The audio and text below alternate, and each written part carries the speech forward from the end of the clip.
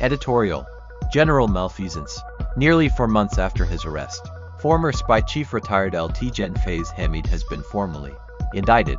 He faces a field general court-martial and must account for his alleged involvement in political activities, violation of the Official Secrets Act, abuse of authority, and causing wrongful loss to a person. But will this prove to be a long overdue comeuppance or just another smokescreen? Those familiar with his conduct and activities will attest that Gen Hameed crossed a few lines too many during his time in power.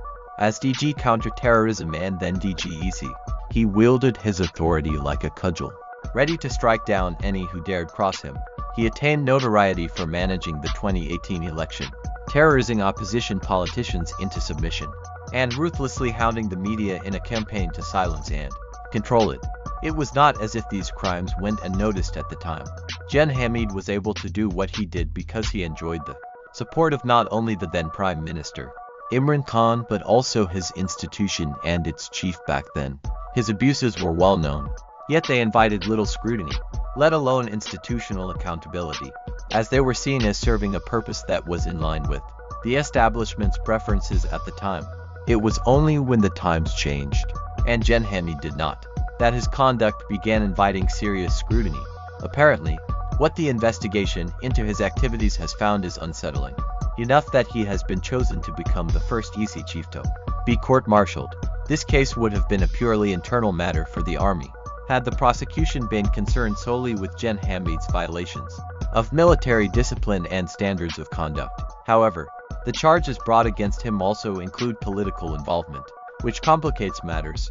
According to the announcement issued by the military's media wing, Gen Hameed is still being investigated for creating agitation and unrest, leading to multiple incidents including, but not limited to, May 9, 2023.